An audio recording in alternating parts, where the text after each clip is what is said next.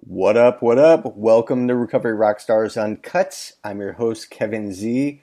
And you guys, we've got one hell of an episode for you. This is a fun one. On this episode, I get the pleasure of interviewing Dedee Pfieffer, who is a ball of energy and has nothing but positive vibes.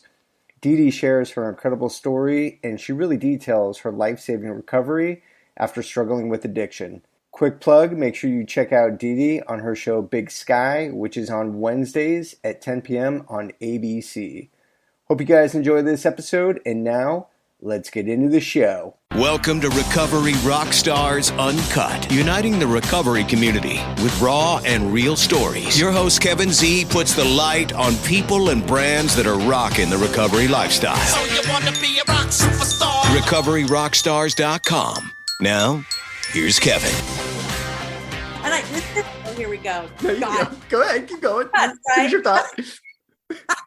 Welcome, everybody. We've got Dedee Pfieffer on the Uncut Podcast. What's up? We're just dropping the F-bomb. What are y'all doing? Yeah, sorry, that wasn't very tactful, but you know what? It's okay. Start listening. We're saying the F word. Yeah. Sorry, kids. I'm just kidding. I have teenagers going, really, Mom? You're so not cool. Just stop. You're so not cool. That is not cool. You know, so my teenage son, I don't know if he's like your kids, but like he says stuff and I have no idea what the hell he's saying. The no cap, lit, yeah, talk less. I'm like, what, dude? What are you saying? Oh, I live that, man. I live that. And I love sex saying that. And I go, you typo, you mean love? They're like, no, man, we don't say that, Mom.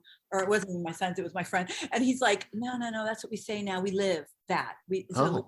I'm like, because I knew that. I had that new dictionary with the freaking new words. Are you cool? Yeah, don't. And then I try to go, hey man, to my sons, I live that. They're like, Mom, no, don't. That is not for you or your generation. That is for you. Yeah, that is too fun. I need an interpreter with my son. I'm like, dude, I don't know, bro. What are you saying? Like, help me out here. Oh, dude, I live that. And he'll be like, oh, dude, I live that. Well, we're gonna live this podcast. I appreciate you being on it. Let's rock this. Hey, I'm excited to talk to you. You've got a ton of energy. I've listened to some of your interviews. You're so fun. But before we get into your journey, I always start things off on a positive note. What's the best thing that's happened to you this week? Breathing. I woke up and it's another day to be my soul, to be in this body, to be part of the solution that day, man. I mean, there's a lot of people who are not waking up anymore, right? Yeah, we true. Are. So hey, right there, start with that. Mic drop. We're done. This podcast is over. Coffee drop. Guys, I just got a mic drop. They're like, again, can she stop? No, that's not cool anymore. That was cool like 10 years ago. Dude, I told them that I was on the show with Jensen, right? And I got an eyebrow lift. Oh. They're like, wait, you mean Jensen from like Bad Boys, like Supernatural? I'm like, yeah. I got selfies with them. I'm like, and they're like, they don't follow me on Instagram. They're like, oh. I go, am I cool now? They're like, almost. No. Getting there, Mom. You're getting there. Yeah. I mean, what else can you do? I'm on a show with Jensen. I mean, come on. Well, you know, I'm seeing your Instagram. You've got like pictures with Darius Rucker, Lyle Lovett, a bunch of famous people. And I'm still like, Mom. Dude, no. Dedee, I feel you. You're cool to me. Okay. That's all that matters. Thank you. Well, it's not all that matters, but you know. Yeah. I don't really. All right. We got one more before we get into your journey. I do this little thing. It's called a rapid round, Recovery Rockstars Rapid Round. Just a couple quick questions to get to know you. You ready? Yeah. Favorite band? Right now, the Peas, Black Eyed Peas. Green Eyed Peas. The Black Eyed Peas. That's a good one. Black Eyed Peas, yeah. Love them too. Favorite TV show? I have to say Big Sky. I knew you were going to say it. Boy. Favorite TV show you're not on? Let's pretend. Yeah, rules. Yeah, okay. Well, dude, Ancient Aliens. Come on. Oh yeah, that's right. Yeah, you're into aliens. I love it. And that and The Secrets of Skinwalker Ranch. I'm just so into that. It's so fun. Yeah. Yeah, I got to watch that. I haven't watched that yet. Dude, these scientific method. Oh yeah, it's really. It gets you thinking. It gets you going. Hey, wait, what? Oh, I thought of that. Yeah. Love it. Okay, I'm gonna check it out. Favorite movie? Does Big Sky have a movie? No. Hair with Treat Williams, the musical. Oh, great movie. All right. Favorite actor or actress you've ever worked with? Well, I'm gonna have to say my sister Shell. Oh yeah. Shout out. Like, Shut it. you'd be like, yeah, she's all right. No, I'd say my sister for sure. Actor. Mm-hmm. Favorite actor I worked with? Oh, I'm about to piss off a whole bunch of guys. You know, I've worked with almost everyone in Hollywood. Let me go. How about this? Who did I have the most fun with? Okay, I like that. All right. Yes. Because, well, I will say this. I was going to say Brian Garrity, who the first season, he played Ronald in our show, the really crazy one. And I would still say that, but Jensen and I right now are having a lot of fun just talking with each other because we've already worked together on Sybil, the show I was on, and Supernatural. So this is our third round. Nice. So we have this banter and it's coming on screen. They're filming it. They're writing for our characters now to fuck with each other. Yeah. So yeah, we're having a lot of fun. So that makes it super fun. I love it.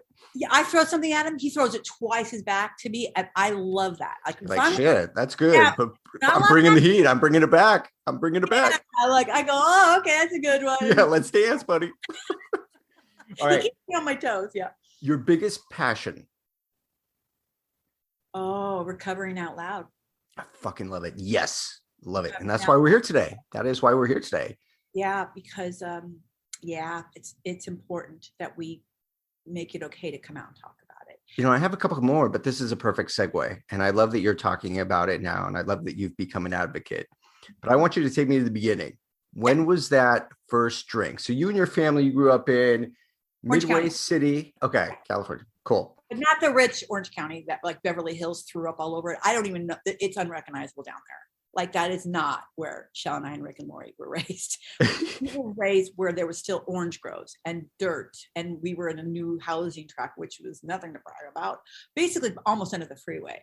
Yeah, next to Garbage Grove, which is where I was born. Midway City is a little dink on the map. Blue collar worker, parents came from North Dakota, had my brother, a year-old, came over to California and had Shell and then me and Lori. And just 3 sisters and a brother. Okay. First drink was on my dad's lap as a very little girl. He was drinking Coors, AKA piss water, and sitting there smoking a cigarette with Earl across the street. You can visualize. Yeah, yes, I see it in my head right now. My dad's name is Dick. Okay, so Dick and Earl out there fish because they were literally gutting fish. I mean, yeah. Remember these people from North Dakota. So, and Dedee, that's me, comes always wanting attention. Always wanting attention. Every little girl wants her dad. And my dad was a relatively high functioning alcoholic. So, and the 4 kids, mother never drove. My mom had shock treatments in the late 50s. So she had some mental illness going on. It was a whole different time back then in the late 50s, early 60s. So I would come up and he would be, I would just start talking and he was like, come over, Dedee, get on my lap. And I'd sit on his lap and he'd give me a sip of his beer. And now, how old are you at this age? Oh my God. 4, 5, 6? Ish. Okay. Wow. Okay. That's what they did back then. I mean, yeah. I don't know social workers to prevent you from that. And when my face would cringe, he and Earl would laugh. And to me, that was love. Yeah. I remember. Attention. Yeah. So my mom's from Big Spring, Texas, and we went back there for a family reunion. She had Uncle Zane. Uncle Zane, when I had to be like 11, he was just throwing me beers, playing cards. I mean, that's the way it was back then. Well, if I stole the beer out of the cooler, which I would do when he was super drunk, he didn't notice it. And my mom was too busy shooting the shit with the women, smoking her cigarettes, and not in the refrigerator because he knew exactly how many beers he would buy. But when they camping once a month, they all threw their beers in a cooler, and that's when we went snuck one. But so yeah, it was okay for me to sit on his lap, right, while he's smoking a cigarette and watch me cringe as I'm sipping his piss water, Coors. That was funny and cool and charming and bonding. But if I stole it, I get that. Oh, you're done. You're done. Yeah. No bueno. Yeah. Yeah. You had to make it nice and soft before I did that. And then I always had the other kids in the campsite to blame it on. You know, Tommy did that. He did it. I didn't do it. Yeah, you gotta blame Tommy, man. Tommy did it. Actually, Dedee wouldn't do anything like that, right? Oh, no, well, yeah. So it seems like, okay, so you were introduced to it at a very young age. So all throughout high school, I'm sure it was the same scenario, drinking, having fun, no big deal, having parties. How do we go from Midway City to Hollywood? Oh, well. We're taking a big jump here. My drinking habits were relatively like everybody else's that was drinking at the time, right? All of us. we were all stealing beers, like I said, and we all had fake IDs. We were outside and we, grab that bottle of Boone's Far Strawberry Hill. We'd all share it, chug it, and go to LA and dance and what have you. So what happened was, I didn't know it. Anyone knew at that point, there was already a drinking problem happening there. I had a love addiction. Addiction has a lot of faces, and it's whack-a-mole. Right? It's whack-a-mole. If you're not drinking, you could be doing drugs. If you're not doing drugs, you could be eating. If you're not eating, you're gambling. You're, a love addiction. Addiction is addiction. It doesn't matter what your DOC is, drug of choice. Yeah. If you are abusing something to a point where it's affecting your life in a negative way, there's a good chance it's an addiction versus something else. So I went through my life with traumas, not knowing I had traumas, which I'll circle back around in a minute. But when I was my senior year, I had worked thousands of jobs because we didn't have child labor back then. I was working since I was like 12, So by the time I was 18, my sister was on Scarface. And I was like, hey, I think I want to try this thing called acting. Like everything else, if I didn't like it and got bored, I'd quit and do something else. Problem is, she said, get your butt into a really good acting workshop. So I drove up with my Volkswagen and my stuffed monkey to Los Angeles, lived on her couch, got into the most expensive Peggy Fury, the Loft at the time, acting studio. And I went and got an illegal job as a cocktail waitress a female oil and mud wrestling place called Hollywood Tropicana to pay for the expensive classes. I also got free drinks. So there you go. There you go. Yeah. Yeah, that was a whole nother story, which we'll talk about in another podcast. So anyways, that's how the journey started, but I sucked. I went to acting class and they basically told me straight up, you're not as pretty as your sister. So you better know how to act, The other hit, Peggy's husband said, listen, you're not as beautiful as your sister. And I thought, what is going on? Why do you keep fucking telling me that? Excuse me, are you trying to run me out of this class? He says, you're not as beautiful as your sister, but you're sexy. Now, when I could get past the insult years later of that, another acting coach, Roy London, said to me, similar thing. He said, you're not like anybody else, and they're going to try to make you into other people. And they did my whole Hollywood career. So I never fit in. I could never be what they wanted me to be. And it was really hard. You throw in an addiction and then unresolved trauma. And that was a mixture of a lot of internal conflict and unhappiness, always searching for that harmony and peace. I couldn't find it. And I was a people pleaser until I bled, right? Yeah. So a lot of actors or artists are like that. So I went on it. I eventually started to get jobs. Certainly makes you feel better, but it certainly is not going to take care of the trauma and can take care of that addiction, which reared its ugly head. It would rear its head. And then because of some of the shit that happened in my life, you had that, well, if I was a single mother, on your third divorce with 2 kids, I'd drink too. Or if that happened to me, blah, blah, blah, not filling the dots, I would drink too, right? There's a lot of that still going on. Until I hit my 50s. I'm 58. So 4 years ago, what was that, 54-ish, I hit what looked like my bottom. I had many bottoms, but I just think I got exhausted from being a high-functioning alcoholic. Just because I didn't drink in front of the screen, or at UCLA when I was getting my master's and my bachelor's, did not mean, I didn't drink when I was pregnant. None of those things mean I wasn't an alcoholic. Right. That does not mean that. It just meant I was a high-functioning one. I was so dying inside.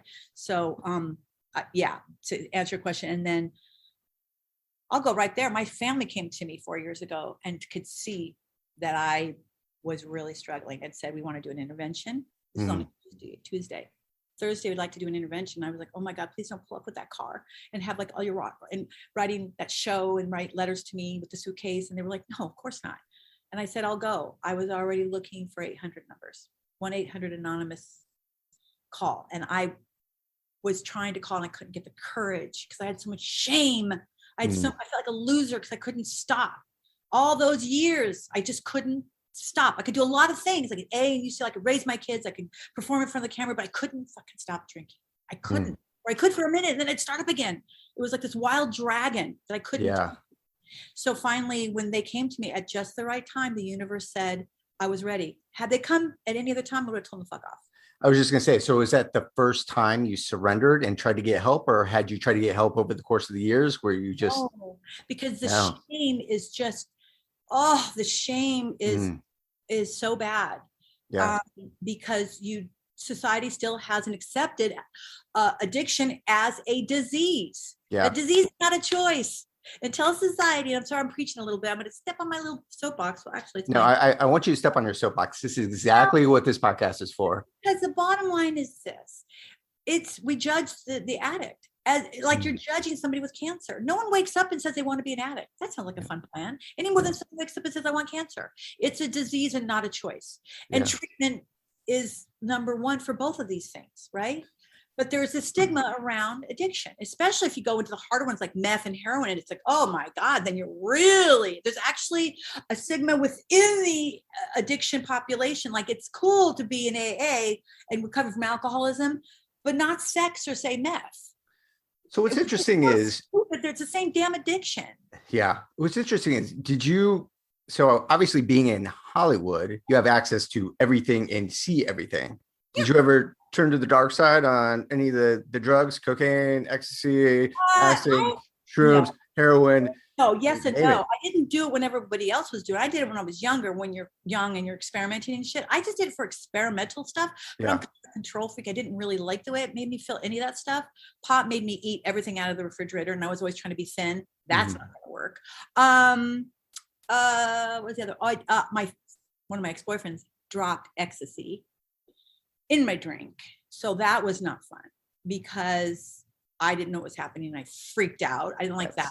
It's a little bit different to know than be surprised, right? They're like, hey, how are you feeling? I'm like, really bad. Why is that like flower on the wall coming at me? And then someone else gave me another boyfriend. I had a lot of colorful boyfriends.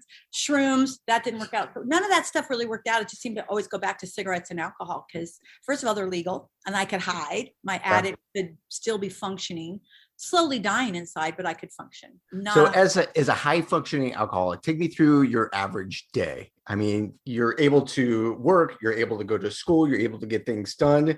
What were you hiding? What were you drinking? What was your drink of choice, first of all?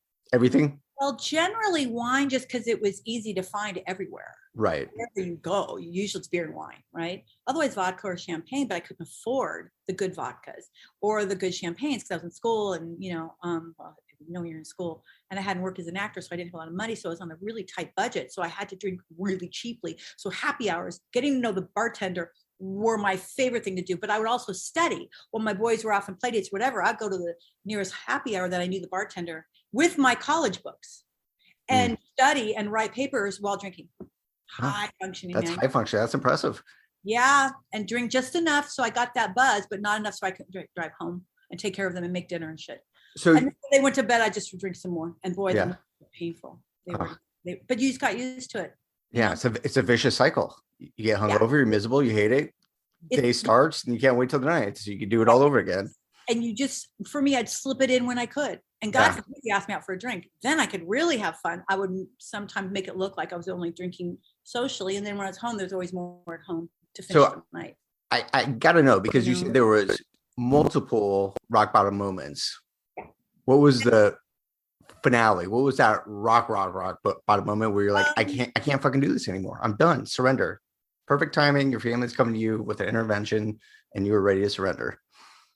That's what's so weird, Kevin. It's for some people, it's not this, I was in the gutter naked and, it was a cumulative. Because remember, at a very young age, I was on dad's lap drinking Coors. And then in my 50s, I just was like, I'm exhausted. You're done. I was tired. But the shame kept me from asking for help. So I was so at the time, I had a lot of losses in my life. My mom had just passed. My dad had already passed. I had a lot of people die in my arms, which is not always good. But I don't believe in death, though. I know that they left their bodies and they went on to becoming their energy. Yeah. My dad right now died he went to the light with his disease, his alcoholism. And my mom went to the light with her mental illness. I'm here to say the buck stops in this generation. I want to show my boys and the rest of my family who are normies that this is what it looks like. Good for you. I love it. Like, it's sexy. It's fun. It's hard. But guess what? Life is hard. Okay. So stop that. It's like, it's so hard. Yeah. Normies have it hard too, but in a different way. Yeah. But let me tell you, recovery is not for pussies. It's fun.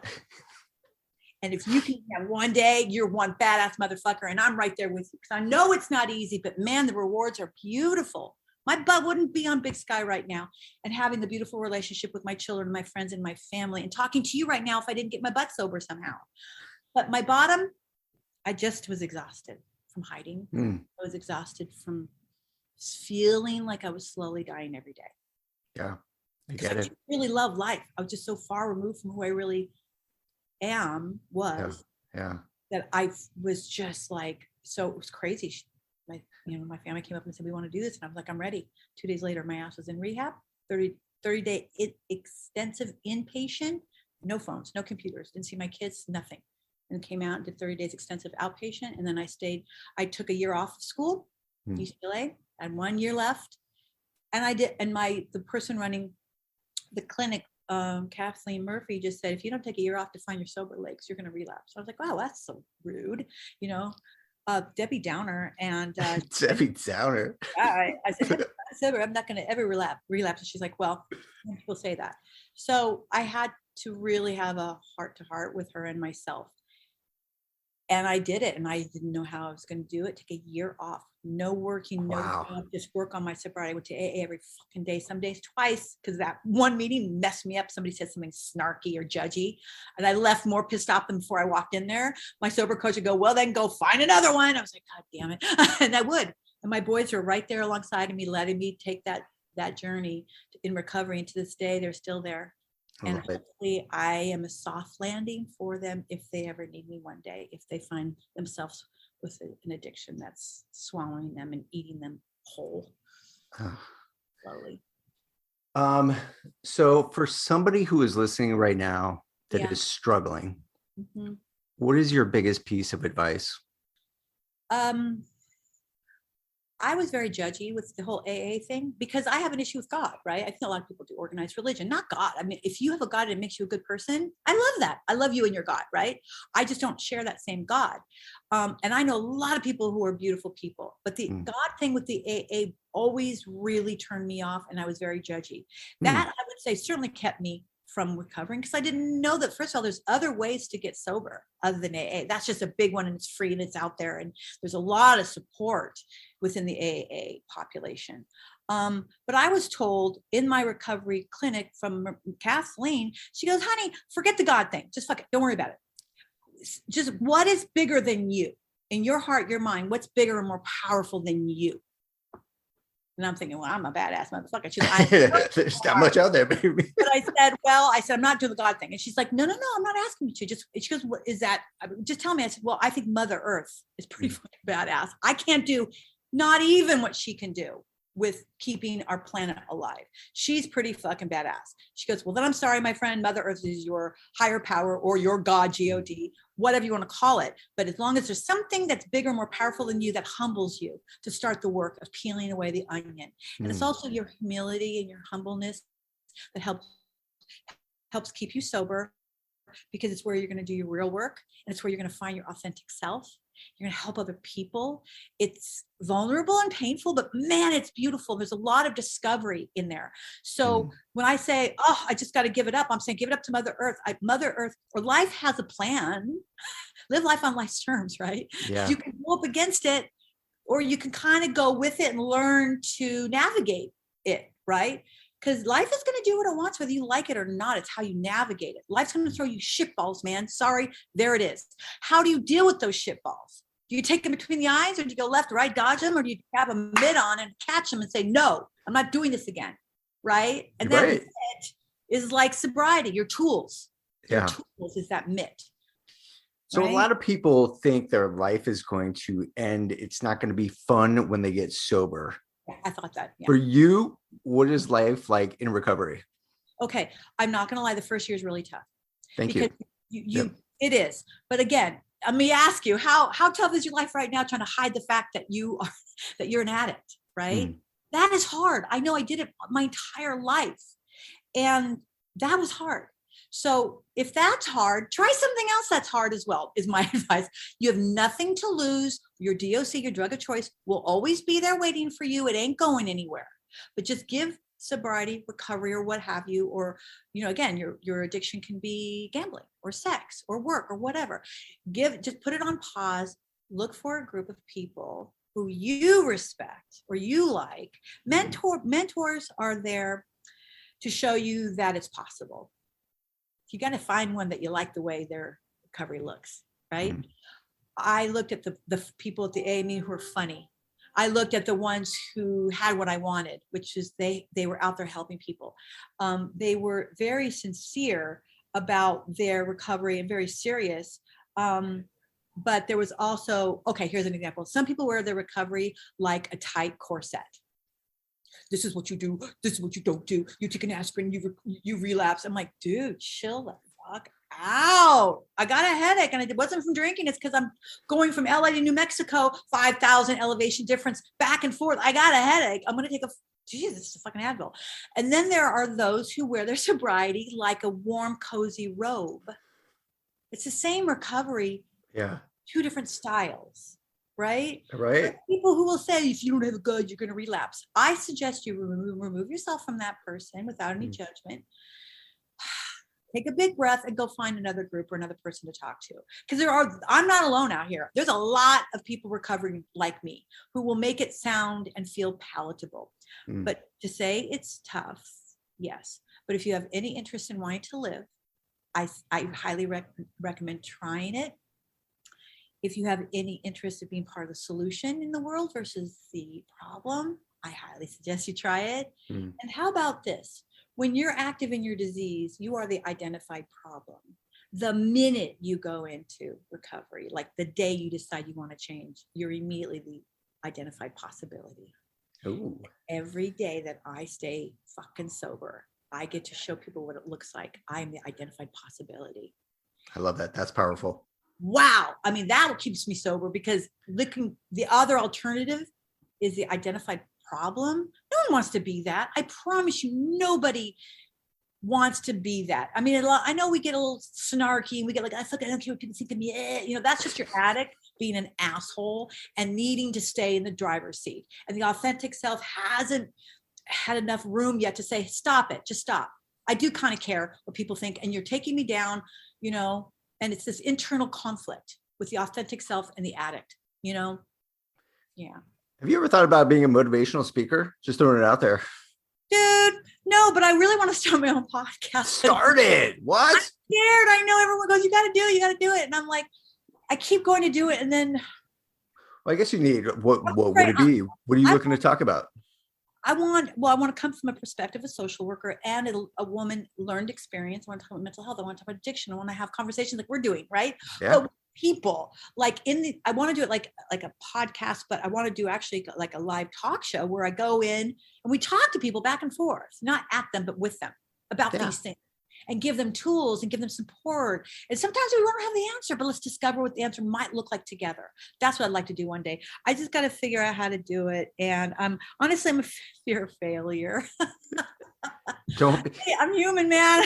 Listen, I'm just a regular dude. I have no fucking idea. I have no idea what I'm doing, but you know what? It's just a conversation, right? I mean, if your intention is pure. You got a purse behind you, you look good. Well, that's my wife's stuff. That's not my hat. Wait a minute. Look, I just showed you I have cat food. Yeah, perfect. I like it. All right. Before we go, I do want to make sure you plug your show. Yeah. Oh, Big Sky. So you're on that now, season 3. You got a lot of fun guests coming up. Talk to me. Let's give it a little plug.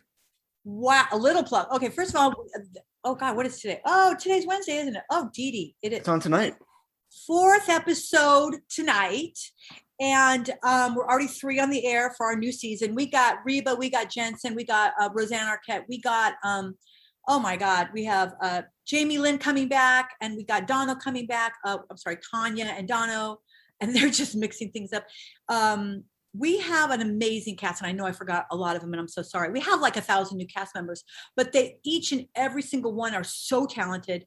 They're also sexy in their own way. Some are really dangerous. But like in the genre of Big Sky, we will keep you on your edge of your seat. Lots of eye candy to look at. Yeah, sexy eye candy. Everybody's candy. And they're really talented. Like, this is what I would say. We invite all these amazing actors on Big Sky, and we either kill you, you go to jail, or I don't know, you just go away. And then we bring on some just cycle through them. Hey, you're dead. You're going to jail. You're dead. See ya next. Think about it. The first season, we had all these characters, and then we had a whole nother plethora. Some, branched over, and then only a few of those made it to the 3rd season. Now we have this. But that's what I think makes our show so exciting. You really don't know what's going to happen next. So if you need to binge and catch up, Hulu. Okay. Otherwise, we're Wednesday nights, ABC, 10 o'clock Pacific time.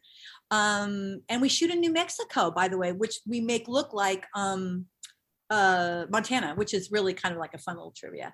Oh, and this season, my character Denise is totally shamelessly flirting with Jensen. Like, oh my God, just see, that's where the fun banter comes from behind the scenes too. Cut out a lot of shit that he and I said.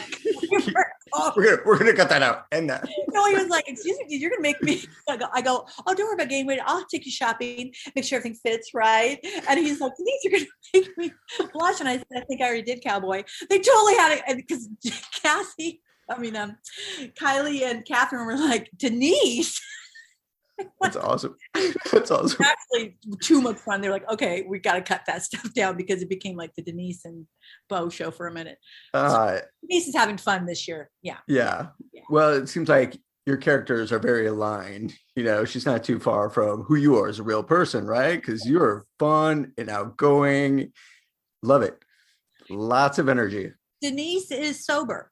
And this is what I love about playing her is that she, like me, loves to bring light in a room and find a situation that's a little dark and look at it maybe from a different perspective, right? And she grounds the show. You know, she grounds the show. She's the rock with a major smart ass personality. And she's sober. Again, I like the way that we don't really talk about her sobriety. She just is. If you watch the show, you'll know she is. Yeah. We don't hit the audience over the head with it. It's just, right. Just something that she is. And this is what I love about Recovering Out Loud. It's just something that I am. It's okay. I have leprosy. We can talk about it, you know? Yeah. Love it. You might be recovering from cancer. I'm recovering from alcoholism. There you go. Yeah. Dedee, what is your Instagram page if people want to follow you? Yes. Oh, please do. Because I almost have 10,000 followers. I'm so real ones. No, I heard you can buy them. And I was tempted for a minute. I was like, nah. Don't do that. Don't do that. Well, it's kind of gross and it's not in harmony with like who I am. Totally. And I go in there and I read what y'all say and I tag it or I heart it. And I will also respond like, when they're like, oh, Denise left the audience. Woohoo. I'm like, right. And they're like, did you just respond? I'm like, that was me. And they're like, oh, I think Deedee Pfeiffer just responded. And I did one of my videos on my Instagram where I said, guys, that's not my publicist. That's me. I'm reading. So when you get all snarky, yeah, I read that's me. Don't be cool. And I might heart it. That doesn't mean I like what you said. It means I heard you. I heard. I knew who I was talking about. And then he all of a sudden got unsnarky real fast when he realized that I read it. Like, I'm reading your snark. So watch what you say, man. You don't, right? Be accountable and responsible. So I have to say I have over 9,000 followers and each and every single one, even Mr. Snark, I really love them all because they're good people. You know what I mean? We have all commonalities. We love life. We love passion. We love being part of the solution.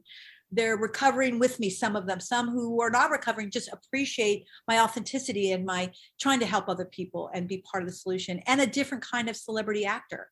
Like I'm just repainting that definition. And I think they like that. So I love my followers. Deedee Pfeiffer Official. Love it. Yeah. Dedee, thank you so much for being a recovery advocate. Thank you for coming on this podcast. Thank you for having me. Thank you for speaking out loud. I love it. And I appreciate you and I applaud you. And I will be watching your show and following you. And you have a new fan here. Yay. Make sure you go, hey, it's me. So I can sometimes I do it without my glasses. That's never a good thing. I'm just like, I will let you know it's me. I'm drunk doing it. I just can't see. There's a difference. Well, again, thank you for being on the podcast. Thank you. Thank you. Have a beautiful night. Thanks for being in recovery, rock stars. I guess today's episode is done. In all seriousness, though, Kevin appreciates you being part of this community. RecoveryRockstars.com. Want to email us? Kevin@RecoveryRockstars.com. Facebook, Recovery Rockstars. Instagram us @RecoveryRockstars. Kevin's wardrobe brought to you by Kevin. Kevin's transportation brought to you by Kevin. Kevin's cable bill paid by Kevin so he can keep this podcast going. Goodbye.